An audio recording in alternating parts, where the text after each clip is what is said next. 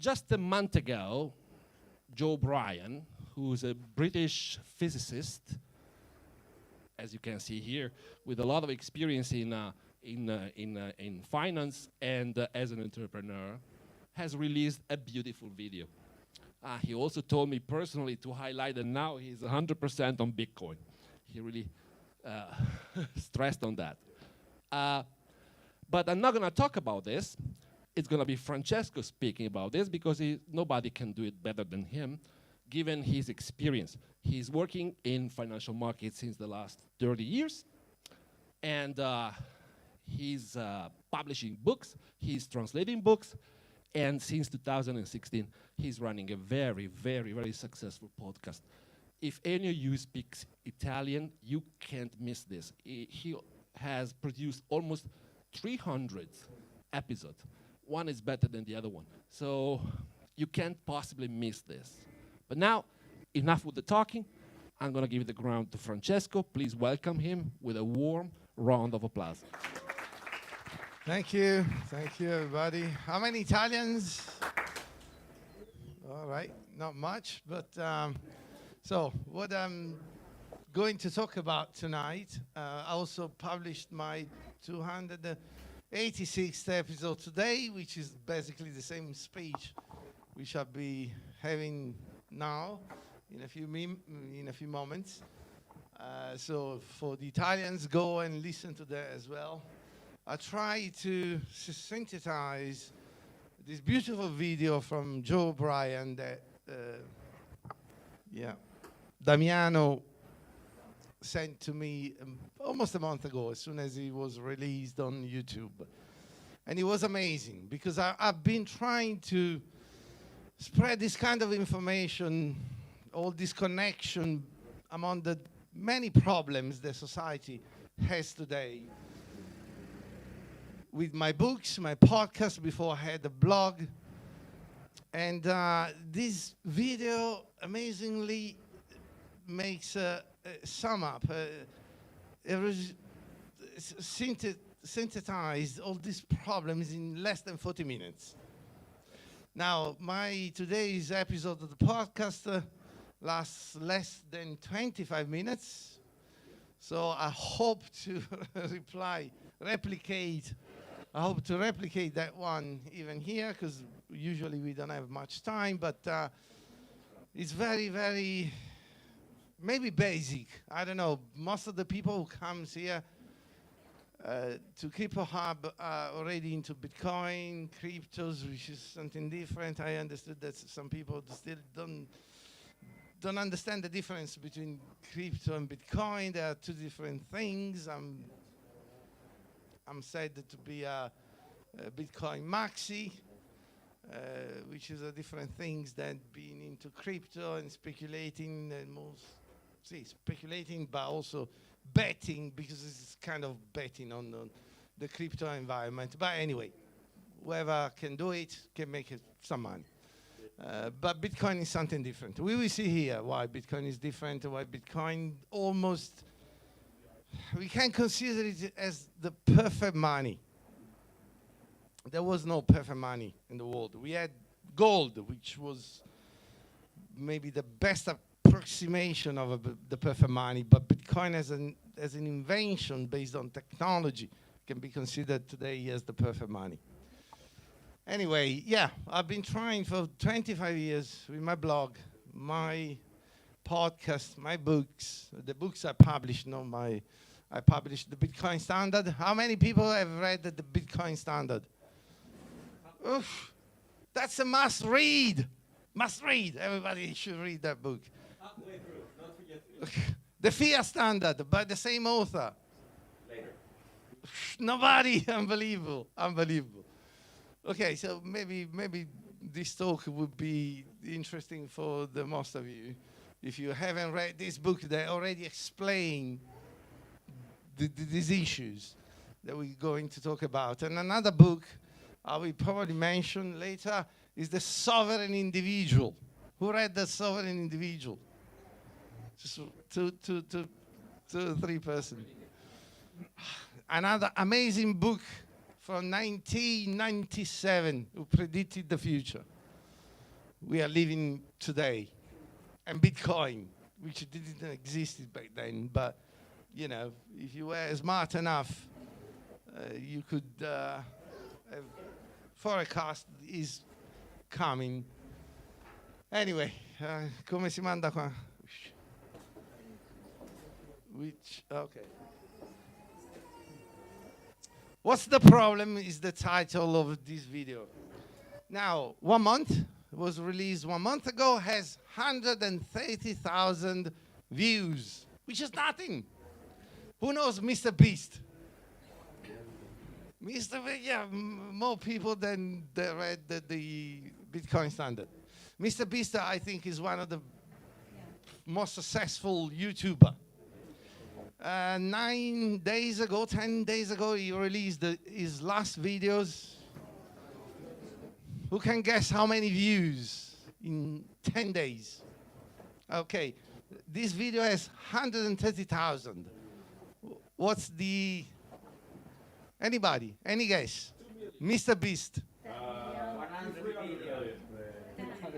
130 million, which is 1,000 times as much. Unbelievable.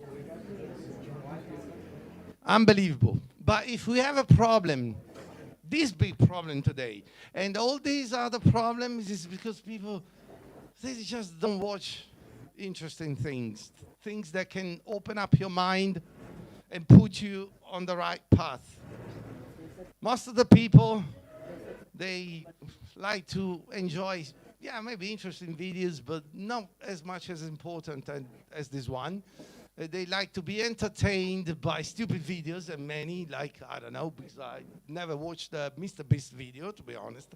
I know he's very, very popular, very famous, because even my kid, unfortunately, watches videos. But, yeah, most of the people like to watch TV, football, sports, whatever, debates, for... I don't know, all these things that are done on purpose to keep you sleeping, dormant. But at the same time, most of you, I don't know, maybe you don't complain as much as many people I know, but most of the people every day, they complain about issues we have on a daily basis. And we have some here. This map is not exhaustive. There's just a few of them. Cost of living. Everybody, yeah, prices are going up. Yeah, since the last 5 years, especially. Forever wars. There are wars everywhere. Russia, Ukraine, hopefully now is going to end, but, you know, they open up always some other wars. Mental health crisis. I don't know, but sometimes I feel I'm surrounded by crazy people. Crazy people. Social instability, yeah, in many countries. Declining birth rates. This is going on all over the world. Yeah, I mean, taking off all the India, maybe the third world. But in the Western countries, that's a problem we are experiencing. Addiction crisis, use of drugs, political instability, chronic health issues, loss of trust, also in the government. Every time there's an election, like in Italy now, only 40–50% of people are going to vote. They don't care anymore. They know they'll be disappointed by the new elected government is going to do. At the same time, though, the government is getting bigger. There are more and more people without a job. There's a deterioration of the family unit. Wealth inequality. You hear about that all the time. And then again, obesity problem, which is basically the same chronic health issues. We have many problems in today's world. And this is due to, as we will see very soon, to just one factor. Now, this guy introduces the subject by, it's the same, I don't know if you ever read a book about economics, but the simplest thing to start with is figuring out a man who landed on an island, all right?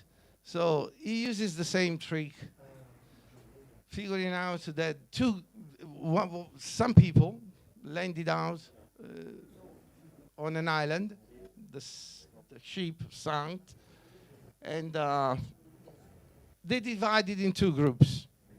One group decided to adopt the perfect money, and the other group decided to adopt the same money but with a different option. So before going there, let's try to, and this is very important, let's try to understand what perfect money is. Because we don't have, not even perfect money. We are far away from using perfect money. So this is what perfect money should be. Perfect money should be a fixed supply forever. There is an economist, Ludwig von Mises, Austrian economist, that almost 100 years ago, he finally understood that no matter what the amount of money is, that could be final. That could be the money that we should have in the system. If you know, any central bank in the world increases the supply of money every year. They have many excuses for that.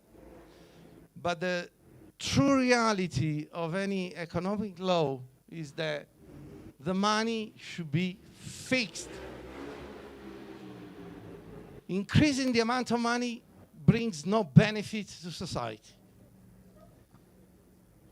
Then money should be instantly and costlessly verifiable. That's another thing that is not really true. You know that your money, you don't own the money in your bank.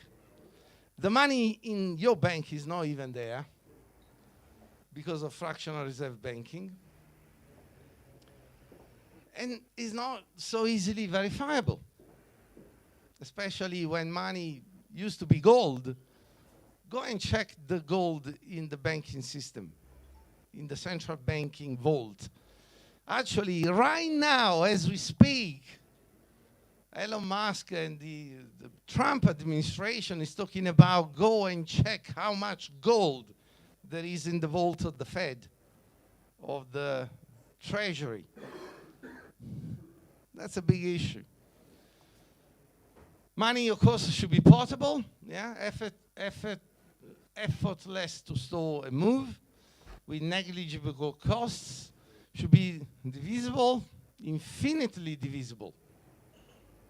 Gold, the problem with that, because you cannot really divide gold in very small fraction. That's why people used to use as money also silver and copper. Should be durable, exist forever without deterioration. If you find a gold coin at the bottom of the sea after 2,000 years, some Roman ship is as good as 2,000 years ago. It should be fungible. Every piece is forever the same as every other piece. It should be acceptable, universally acceptable by everyone, anywhere. And anybody can send or receive anywhere this money. And this last one, and this is not taught in schools, should be censorship resistant. You hold it, nobody can take it or stop you sending it. Which unfortunately, this is one of the other problems in today's society. Now, I'll skip this one. Let's go back to these two groups of people that landed on this island. It's a rich island. Let's say Sicily. Sicily is the best island in the Mediterranean. Okay, let's imagine these people landed in Sicily after the ship sank, and there's no Sicilian. Okay, let's stay that. But they find this island beautiful, lots of resources there, and they have to start from scratch, building up again a social economic system. Now, it works because, you know, at the beginning everybody's poor. They just landed there. They have to use the resources to build up again a good society. But the two groups divided, and one of the groups decided to adopt this kind of money, which is perfect. It kind of approximates what we already seen. And the other one decided to leave an option open. The option is to create more money. Have this big red button to press if an emergency occurs and print more money out of nowhere, out of nothing.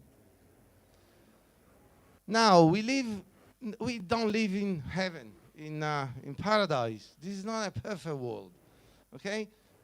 We have problems. There are also natural catastrophes, and they may occur. So as soon as the first catastrophe occurs, these two different groups of people on the island have a choice. They need to react.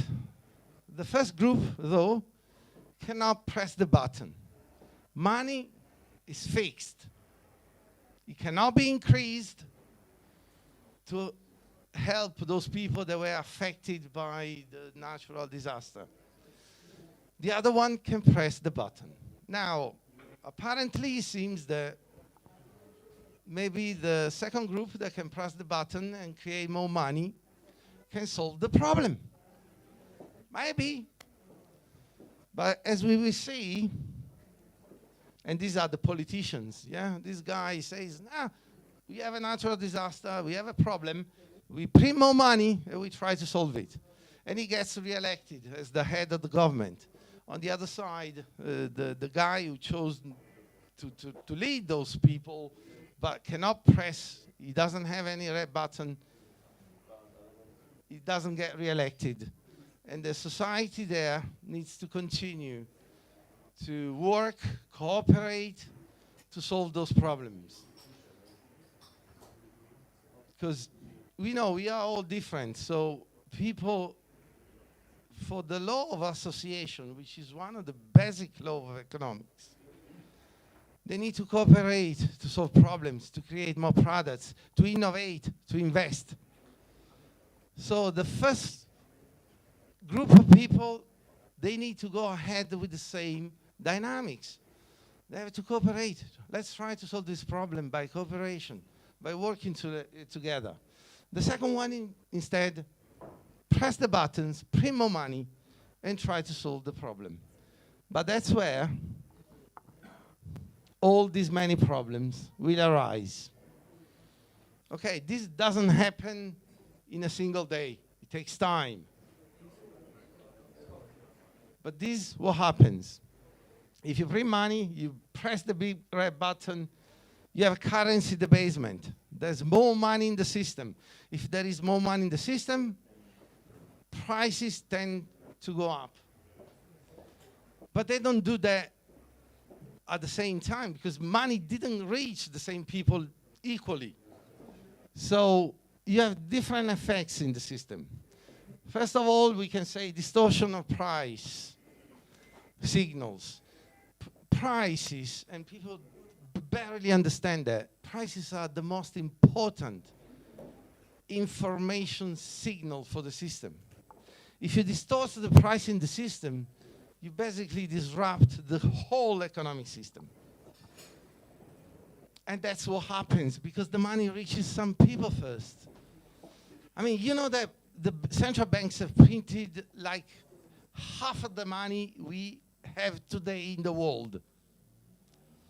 Did you receive any money in your bank account? Anybody from the government in the past 5 years? Yeah, maybe in Malta they give you like 100 euros every 6 months. Yeah. No, some people receive the money first, and some people receive it very late, after many years. So you have a distortion of price signals. Some businesses receive the money first as the people. Then you have prices of raw materials. They tend to go up. And for the business, for the firms, that means it's a problem. If you want to maintain your profit margin, you have three choices.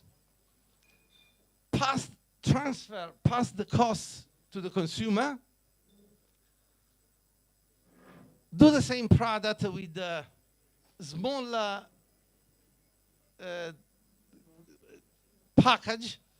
Did you notice, like many packages are now, they have been shrinked. Before it was 1 kilo, half a kilo, now it's 400 grams. My kid used to notice that. He said this chocolate was 150 grams, now it's only 150. And sometimes it's at the same price. Sometimes it's even a higher price. What happens after this operation? Reduce affordability. Families cannot buy the same stuff as before. And there's a third way. You try to reduce cost. How do you reduce cost? You buy less quality products or materials which has a much lower quality. So input quality is being reduced, or otherwise you can fire some of your employees and then you have unemployment.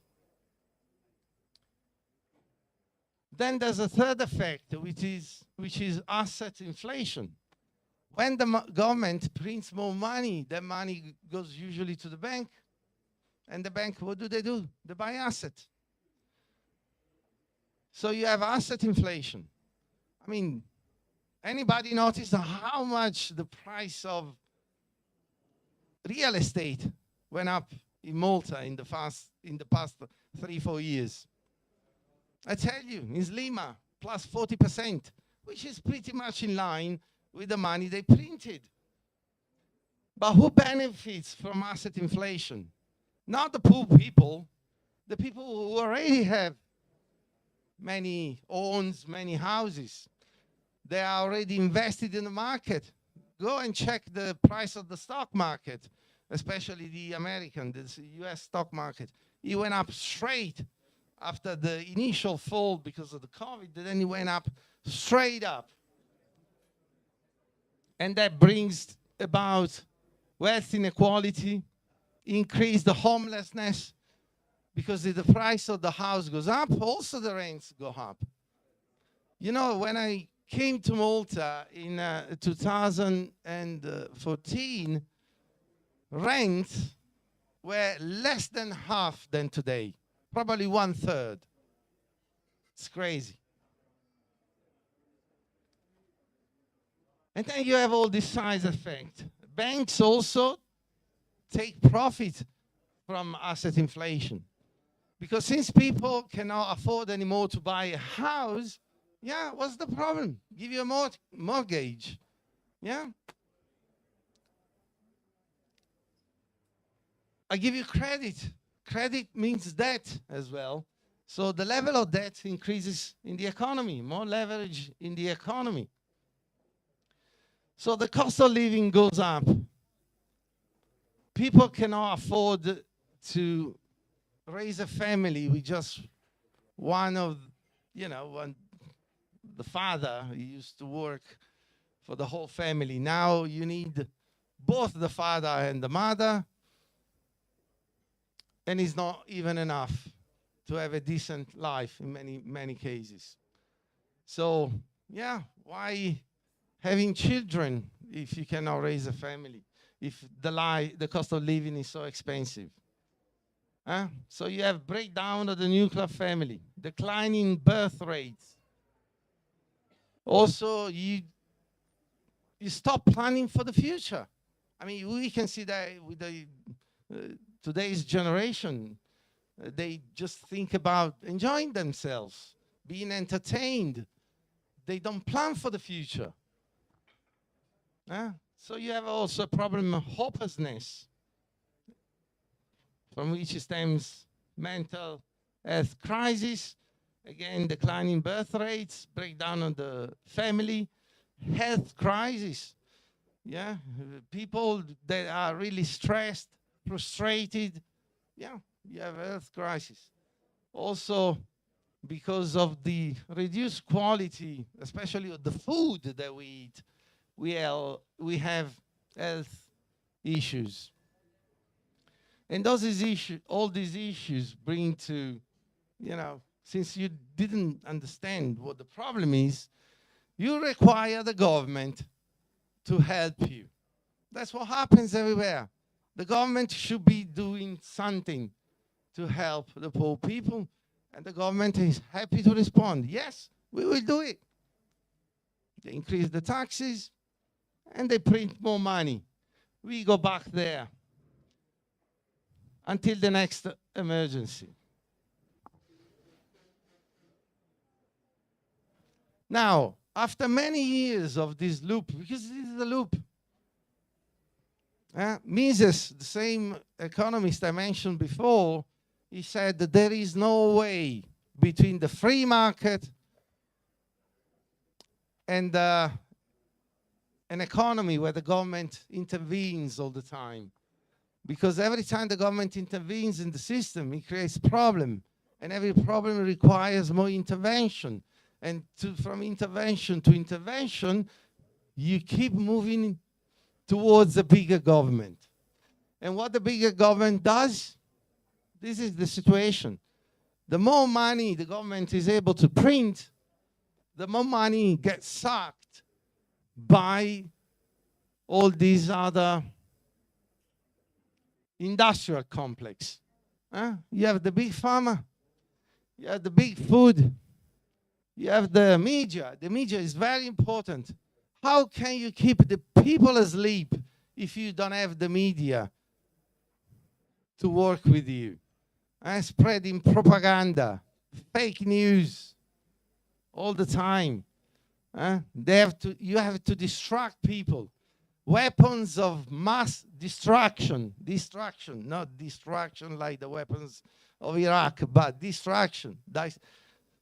Divert people's attention from the real problem. The military-industrial complex, 50, 60 years ago, what was the president, US president that talked about that? It has become really big. They want war all the time. And then you have the big banking system is even more centralized than before. And also speculative on a leverage system. But the money that flows into these big companies is also, most of the time, very unproductive. It just feeds all these parasites connected to the big government. And this leads to another crisis. Again, back to the big red button. Every time there is a crisis, they press the big red button. We had banking system bailouts. The crisis of 2008 brought the whole world to its knees. The system was bankrupt. I tell you, I was there. I was working. I used to work in the financial system industry for many, many years. It was broke. They saved the system by printing money again here, like every day, like crazy. Bailing out Wall Street and the whole banking system at your expenses. Some of you work for the banking industry, maybe is very happy, but generally most of the people go screwed by the military-industrial complex, of course, forever was. Excess debt, all this brings again and again continuously. New crisis, financial crisis, economic crisis. And every time they are trying to solve them by pressing the big red button. But over time, and that, yeah, kind of notice that, very slowly, but some people, yeah, they're losing trust in our authorities. So Slowly, it seems like very slowly, especially because, yeah, you lose trust, but since you didn't understand the whole, you don't have the whole picture, you don't understand the origin of the problem, you tend to blame some other factors. so you're Could saying be anyway. you're saying they're creating a problem by printing money, and then they offer as a solution printing more money. Yeah, That's what's happening. that's what happens all the time. All the time. I mean, did you listen to Mario Draghi yesterday? Yeah, well, actually, it has been going on for the past 2 months. He wants Europe to print 800 billions every year to relaunch the Draghi. It's Italian, unfortunately. Let's go ahead, because this gets interesting. Because the more money you print, every cycle, what happens? The poor gets poorer. Yeah, they don't own assets. Their small savings are worth nothing. The middle class is devastated as well, and they're becoming the new poor. Now, I tell you, in Malta, we live in a special situation because this island is getting prosperous because many people are fleeing the European bankrupt countries and coming here. So the situation here is not bad, but I tell you, everywhere, France, Spain, Germany, Italy, middle class erased, all right? The wealthy people, if you cannot manage your assets, they're easy to get sucked into the pool. I know a lot of people. They used to be so rich, like 20 years ago, 15 years ago, owning many assets. They have to sell every year, some of them, just to, stay afloat. Who's prospering in this situation? Politically connected. All the people that are connected to the government, politics, they can receive, favors from the government to produce something that maybe is totally useless for most of society. But they can go ahead and they can be prosperous. That's why you have more and more people sucked into politics, in some way or another. You just think about journalists, yeah? We said that before, the media, they are part of the government. They need to spread the misinformation. Actually, they want to stop what sometimes, like here, we are saying, which is said to be misinformation. No, they are misinforming people about the real causes of the crisis. But they do it for just one reason. They need to step up in the ladder, paid by politicians to play their own game.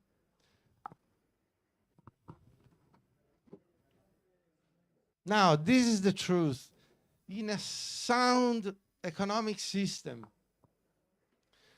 the purchasing power of money increases every year. Banksters and the politicians says that's deflation, something we should be scared of. Money that increases its purchasing power is deflation. Have you ever heard of any speech of a central banker? We should try to do our best to avoid deflation, which is bad for the economy. No, it's really good. Your money increases over time. You finally whatever you earn from your work increases in value. Why it increases in value? Because people are working to increase the amount of goods and services and the quality in the system. So your money, if it's fixed, if it's a fixed amount, should increase along with the increase of productivity in the system. Instead, what happens is not only the value of your money doesn't increase, but actually it's losing purchasing power every year. Now, this -7% is pretty much correct. Yeah, even though the government statistics says that, yeah, 2% inflation, 3% inflation. Used to be less than 2, now is 2, 3, 4%. But they say that it's good. It's good because it push the economy to grow. No, it's fake. Okay? It's a lie. What actually suffering from is not only this is that you don't enjoy all, you have to add what's the real purchasing power erosion, which is in the range of 3, 4, 5%. Let's say on average, and Saifedean Ammous in the Bitcoin standard and the fiat standard makes the calculation, it's 6, 7, 8% on average every year since 50 years up to now, up to date. 7% purchasing power erosion. It's crazy. Guys, this is a tax, 7% on top of what you're already paying to the government. It's also a loss in the savings that you have. It's like somebody is stealing 7% of what you put aside every single year. Yeah, if you keep the money on the bank account without any yield, any interest, that's what you're losing.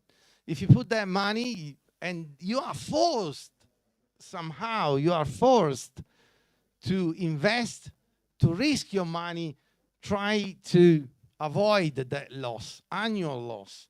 So you want to buy, I don't know, stocks, you have to buy real estates, you have to speculate, you have to go and buy lottery tickets because you need to compensate for that yearly loss that happens every year. That is crazy. You have created a system which makes people addicted to try to catch up with the losing purchasing power of money. I mean, money should be the technology of saving, the best saving technology. You just don't need to do anything. You made some money, you keep your money there, it should increase every year by 2, 3% accordingly with the increase of productivity in the system. Instead, you have to fight to keep the value in your pocket by betting, by investing, even though you don't understand anything about investing. And when you go to the bank to invest your money, they sell you just, crappy products. They will make you lose even more. 80% of the times, I tell you. So, what happens? Anybody who understood the problem, anybody I know, including myself, they try to escape the system. You escape the system. You sell your fiat money. You try to buy gold. I bought gold for the first time 25 years ago. 1 kilo cost like 10,000 euro. Today is 85,000 euros. Best return, even better than the stock market or the index, at least. All right? So people sell fiat money to buy good money. That's what should happen every time. If you understand that the money you use is crappy, is crap money, is bad money, you want to move into good money.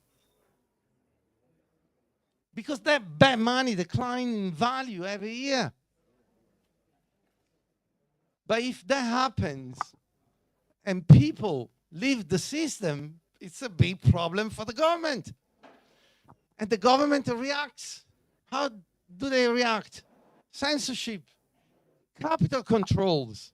Why are they trying even to suppress, to stop the use of cash? Yeah, it's a way to, prevent people to leave the fiat system for something better. Capital controls every time. If you have a country with a fiat money crisis, capital control is the first thing. You cannot buy gold, you cannot export your money in a foreign country, happens all the time. But you cannot suppress economic laws or personal incentives. Wealth and people flee to uncorrupted money. They want to save the fruits of the labor. Now, these are the big questions. How much time do we have?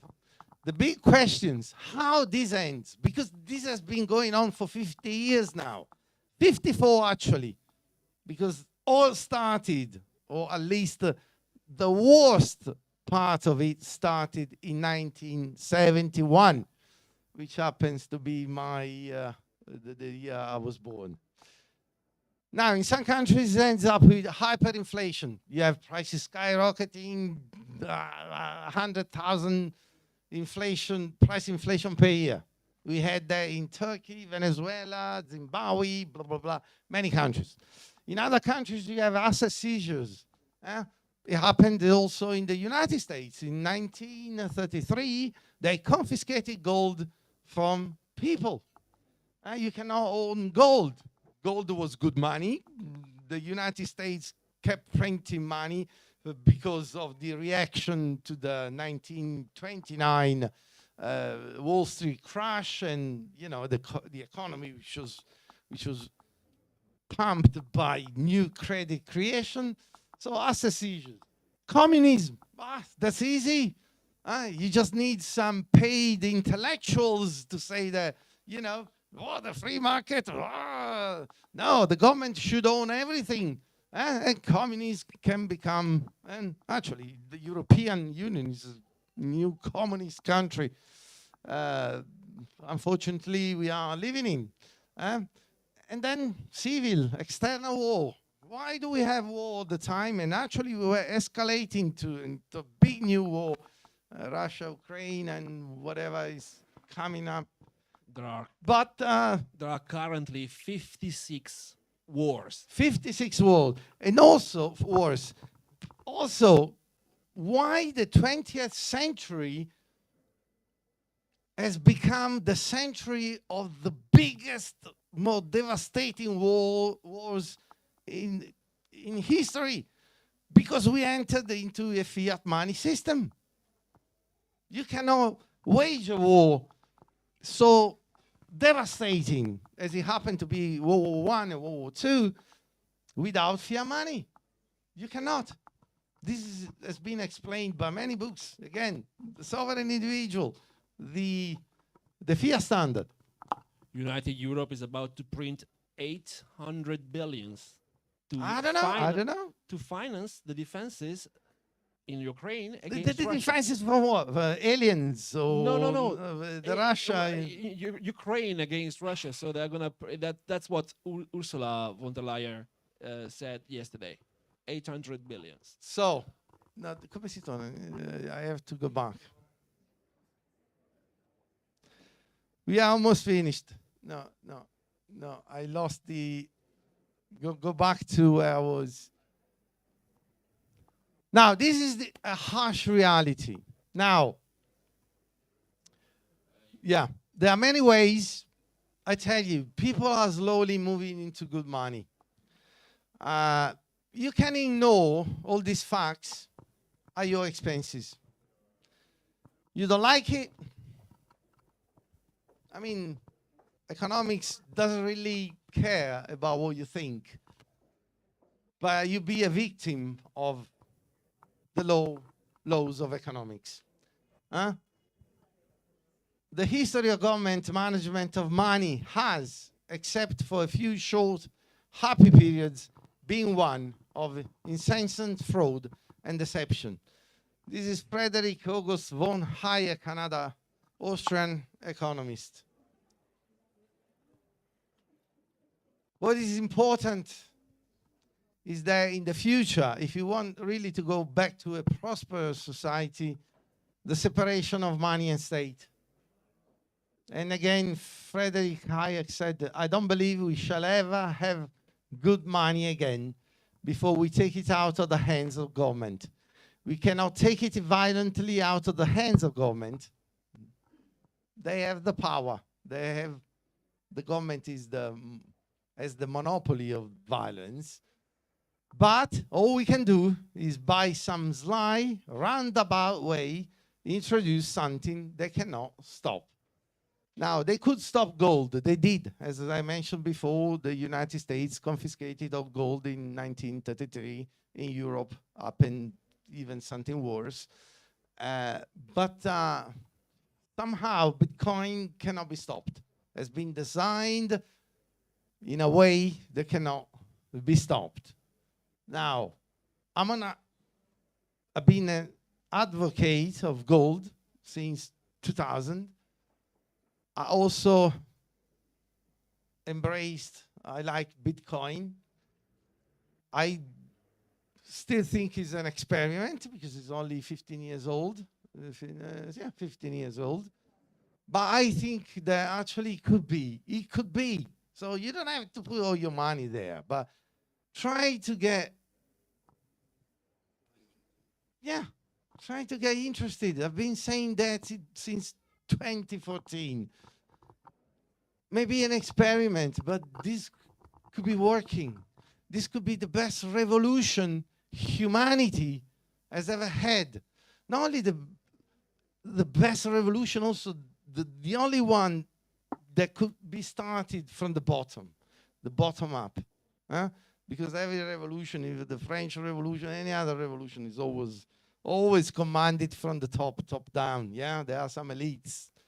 But Bitcoin, created by nobody who knows who, could be a revolution started from the bottom. Everybody should get at least, get informed. Try to study, because I also realized that in the crypto world, many people enter because they want to make easy money. Once again, because there is no way to protect your savings, so you're chasing the easy money. But Bitcoin is not a way to get rich. As gold 20 years ago, I said it's a way to preserve your capital. And Bitcoin is even better. It's a way to preserve your liberty, your freedom. And especially if you fix the money, as we have seen so far, you maybe can fix the world. Not completely, because we are living on Earth, in an imperfect world, but you can fix most of its problems. Now, that's my website. I sell books in Italian, translation mostly, as I mentioned, the Bitcoin Standard, Fiat Standard, and the Sovereign Individual, in my opinion, are the top 3 books that have to be read by anybody if they want to open their minds. And It's now time for go back. That's it. Go back one step. Go back one step. It's now time for the questions and answers. Does anyone have a question to ask to Francesco? Anyone? Anyone in the back here? Sometimes I go down and... So, Francesco, I do have a question for you. So, you here.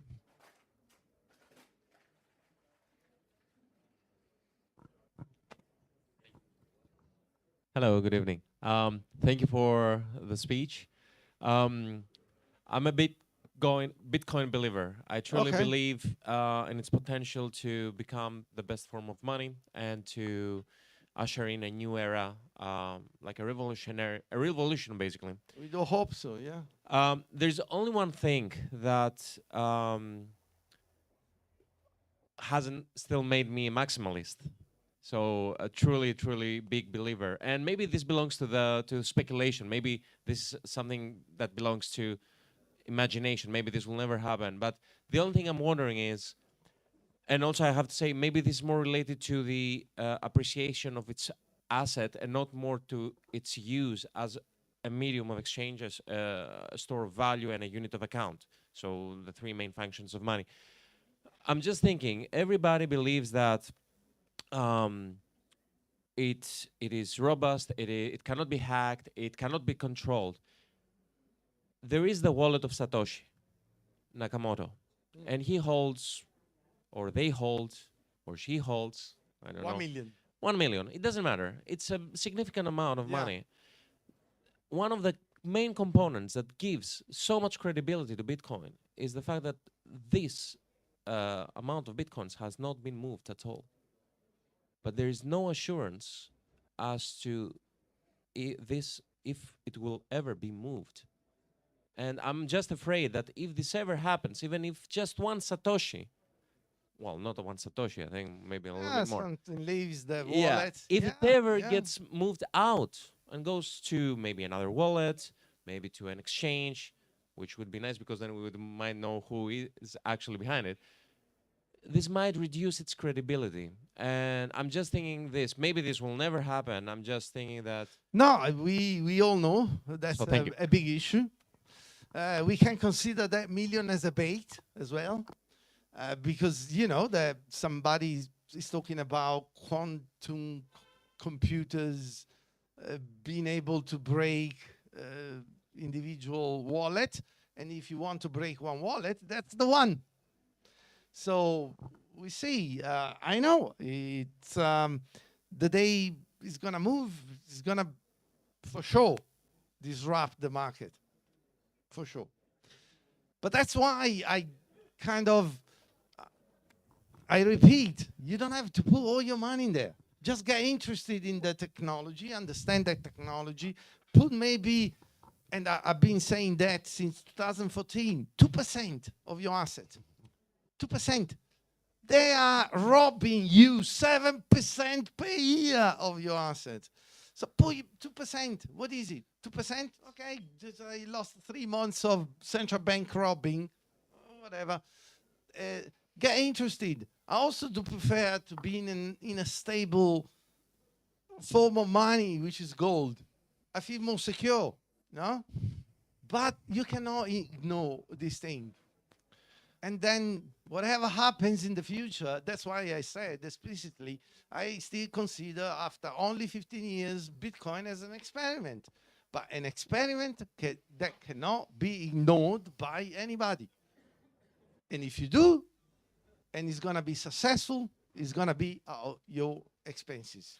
While maybe some other people get free, get richer, get wealthier, and you still be in the loop of the government screwing you through the red button.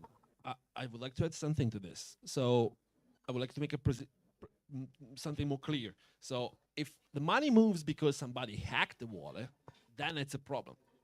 But if it's moved in a legit way, well, it's just a transaction, right?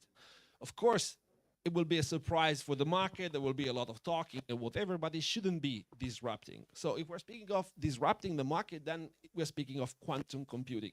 Now, what they claim is that Bitcoin is already developed as quantum computing resistant. So this should not happen. Of course, nobody knows for sure, right?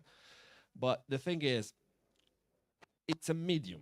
Until it works, it's still a medium, and then it also is a storage of value, okay? So it's more about the adoption rather than focusing on the wallet of Satoshi.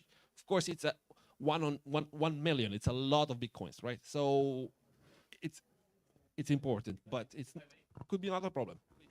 I agree. I mean, in the end, I mean, he has, or they have created something that is so revolutionary, and I fully, even if it does move a little, even if a little bit, they deserve to reap the rewards. in the end, I'm just saying that one of the, you have these people that the haters or the people that do not believe in it, and they just mention this as one of their arguments, because the rest of the arguments are just stupid. So, in my opinion. The thing is that the gold is a storage of value. Not everybody owns gold, right? So that the same could be with Bitcoin. We don't need everyone to own it, to own it. But I have another question there. Thank you. Yeah, great presentation. I just want to touch on the thing that you said, that Bitcoin could not be stopped. So, like, going back, you referenced this U.S. executive order in 1933 where they confiscated the gold.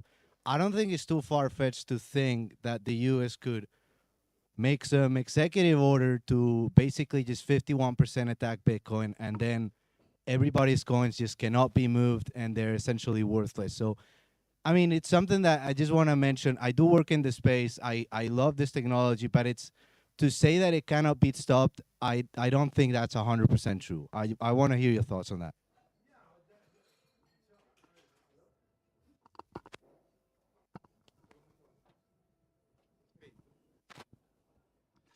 Well, we all know there are actually fungibility of Bitcoin is not a perfect feature. We all know that some Bitcoin can be marked as coming from suspicious activities, but at the same time, there are ways to the mixers, that kind of stuff. We are getting into very deep discussion maybe here, a deeper discussion. There are problems in that sense. Bitcoin is not completely fungible, to be honest. There are ways to go around it. At the same time, it's also a good thing, because if you think that maybe some criminals steal Bitcoin from some people, there's a way to trace those. And actually, most of the criminals that used Bitcoin, like they robbed Bitcoins from an exchange or from other people, they were able to trace them. So maybe, but this whole subject should require a whole new presentation by a real expert. But you raised a good question and a good issue as well. There are some solutions in place. Do you know Blockstream? This is Adam Back's company, right? So he has developed a parallel network that is based on satellites, okay? So that the Bitcoin network can survive even to some very disruptive disasters happening at the internet level. So, of course, there could be problems, but there are already in place some measures to prevent disasters from happening. Also, you can have your own personal node, so there is a lot of ability for every single person to improve the network. So this is really participating in the network is the best way to save your savings if you're using Bitcoin. No, I'm not sure. Because you gave a different answer. For as much as I understood, he was talking more about stopping Bitcoin, like those Bitcoins that belong, like like that's some criminal activities, so it cannot be accepted. Like, not so much that if you like control the network, if you have like 51% So control maybe of the he network, understood the like, question doesn't better matter, than me. Yeah, it doesn't matter if you send transactions one way or the other. No, They're I not don't think getting that included. controls 51% of the network is going to be a problem at all. I think Damiano answered your question better than me. I understood another thing. Stopping Bitcoin in terms of, the official channels where, like an exchange or some other people can or cannot accept your Bitcoin because they're being flagged as dirty, and that's an issue. So the thing is that being Bitcoin a network, it can be disrupted in many different ways. There could be laws, there could be Yeah, there are, so many but different I ways. mean, after 15 years, Any there's other nothing else that has not been Yeah. hacked. No. You Until can enter now. any system, Until now. change, hack any system. Bitcoin has been there, Yes. and it's a bigger bait, along with the 1 million wallet. But the whole system is a big bait for any government if they want to get rid of their biggest competition right now, to try to disrupt it and hack it and destroy it. So we have another question here. Just I got a comment in line what he says. Is, for example, the perfect example of the vulnerability of this is the official Trump shitcoin. Okay, for example, this coin is 20% is only in the market.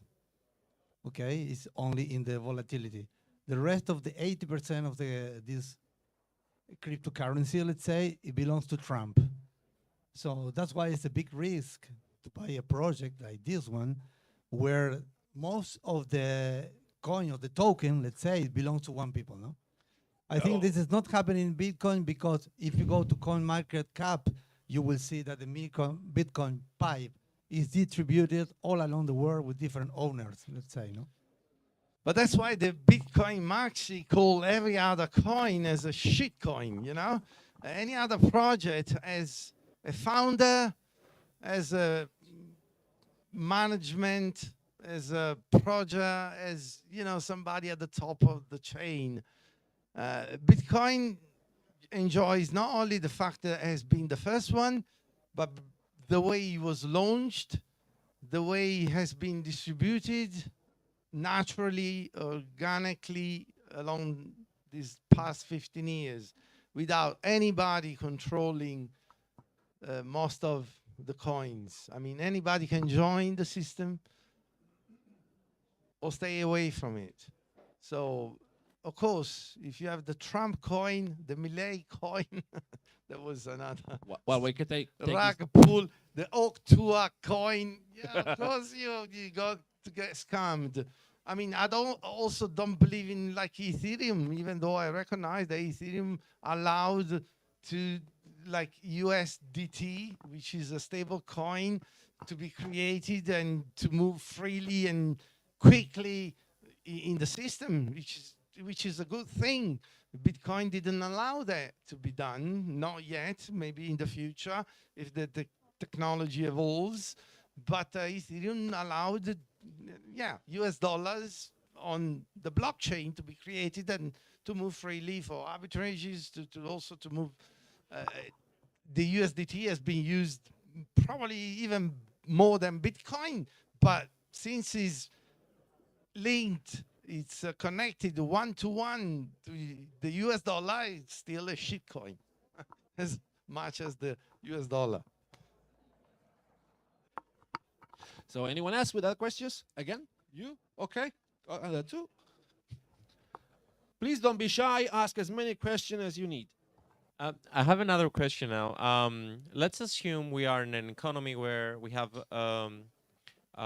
money that cannot be printed further. So it could be gold back as if when it was connected. So US dollar when it was connected to the gold standard, or it can be Bitcoin. Doesn't matter. And we have a crisis like COVID. Yeah. Which is totally manufactured by. Yeah, but regardless of that. yes, let's say we have a health crisis. Could be an earthquake. It could be anything. Yeah. Anything. Yeah. I'm just asking out of curiosity because I don't know exactly how this could work. She happens. We need to mobilize resources. We need to, or let's say businesses have to be disrupted or be cut down because of the sheer nature of the issue. The way I understand is that how would this lead to the impoverishment of the entire society? Of course, shit happens. Yeah. People get poorer. There's no way. If there's an earthquake, all the area affected gets poorer. I mean, your houses have been destroyed. You lose lots of money, but what can you do? You just can't count of people come si dice solidarietà in English? Solidarity, you know, that happens. Actually, in our society, there's no solidarity because people, okay, what can I do? The government will think about it, yeah? You don't think about that there was much solidarity before among the community, within the community. Because you cannot count on the government coming from the sky like a god to solve every problem. And we have destroyed even those, you know, human interaction, which is natural. Yeah. If you have a really Maybe- natural disaster, people would try to help. That what happens all the time. So Instead, you had like all the let's use this as an example. Okay, so we have a natural disaster, right? So, and you have the two societies, right? So one society pushes the red button and produces money. And this is basically the start of this kind of loop mechanism. What would happen in the other society? Where money cannot be pushed and cannot be gifted or invested in a certain, let's say, field or sector, so that an immediate result can come, you know, can be produced. So in the other society, you will have people grouping up because money cannot be created. You cannot have a miracle happening right now. Money is not created, so people kind of bond up and face the challenge, like it has happened for many, many, many years, right? In the past. It's something inevitable. And they eventually can use the savings, but that's all they have. Nobody can print it. So probably a society that is using sound money is probably a slower society compared to a fiat society, for sure. But it's more solid. And you don't have all this mechanism. I don't know if it's, I think this is the best diagram of the entire video. This is the key point. I mean, there are two key points in this video. One is understanding that from the printing of money, you get all this. I mean, it's not intuitive to get these 3 points. And all starts with the currency debasement. You are basically stealing value, money, from the pocket, from the savings of people. People go to work to save money. So it's like this is the original sin, and it's a betrayal. It's economical betrayal. Then you have another two things that are important in this video. Economy is not a perfect science, right? But changing the value of currency is like having a meter that changes in length. How can you build anything if your unit of measurement is changing? And the second thing is the need, which is basically the consequence, the need of a separation of money and state, exactly as it happened not long ago between religion and state. It's exactly the same thing. So I'm not sure if I contributed to your question in this way. So there was someone else with another question. Alvaro. Here.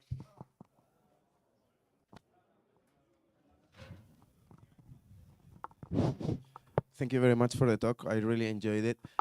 It's not so much of a question, but more of a comment I would like to touch upon. Can you hear me? Yeah. So for me, the important thing is the paradigm shift that Bitcoin brings to the table, right? Like the change from inflationary to deflationary system. In the history of money, we have had many different currencies and monies that have existed and been born and failed.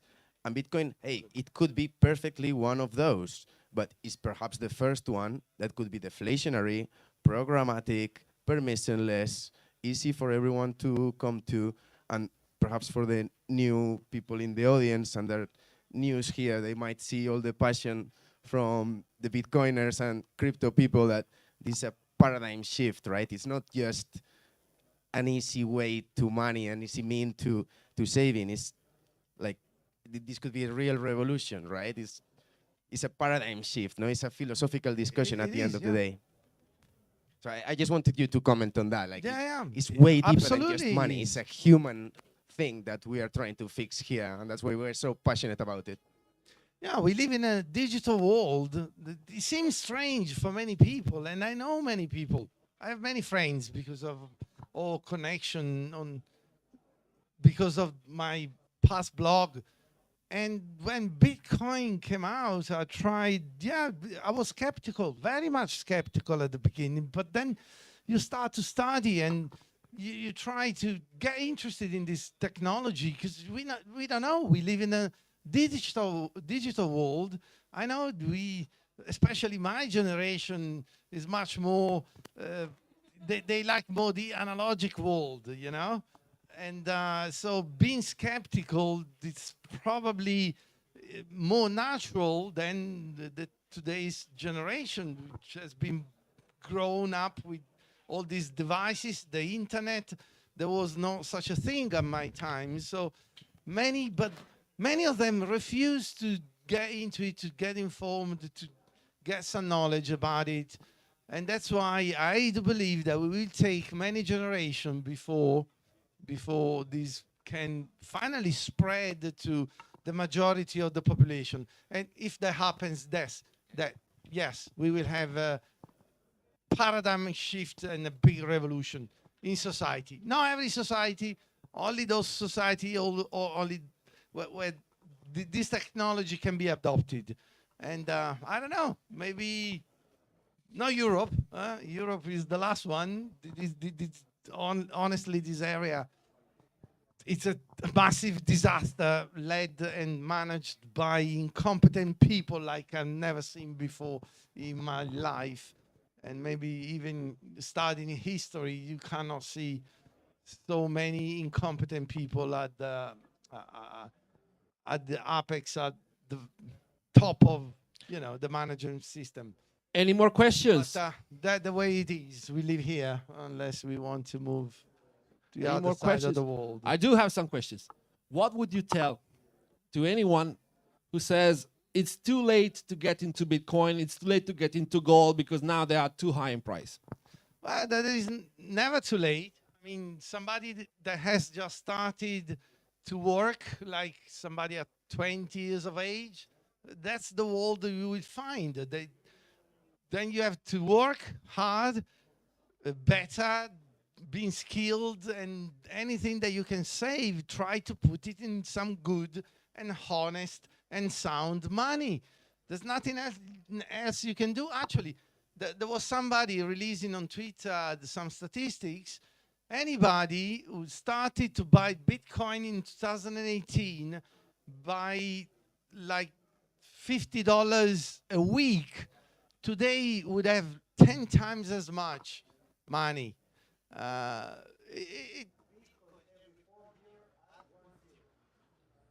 Yeah, that's of course it will slow down. It has to happen. It cannot go to 1 trillion per coin unless the whole system goes to hyperinflation.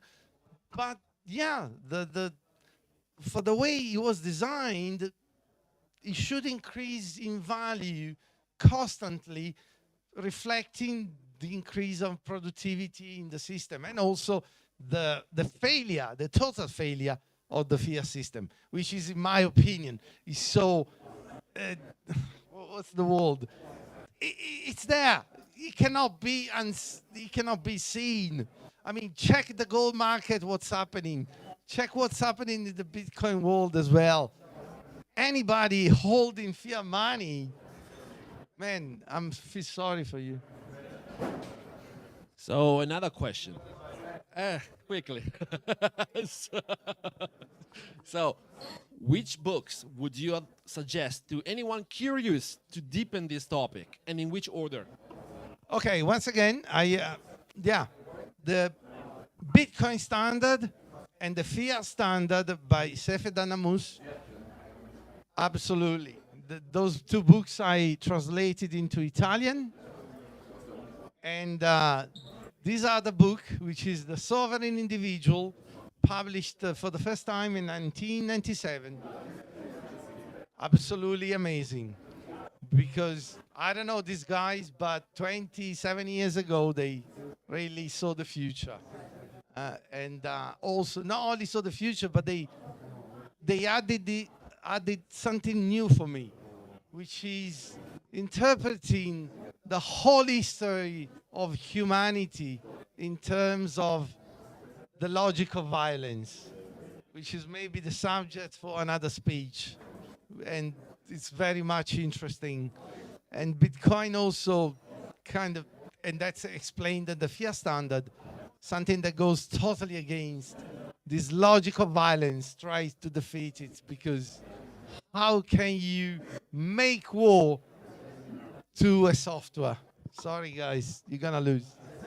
Not only you cannot make war if you cannot print money and with that money pay for weapons, you know. So next week, Antonio will host, will present here a speech exactly on this topic. Yes, yes. So this was designing continuity. So anyone else with some questions? So thank you, Francesco. Before we close it up, you can go, but before we close it up, I have a few more information to share with you. So especially for the newcomers, thanks for coming.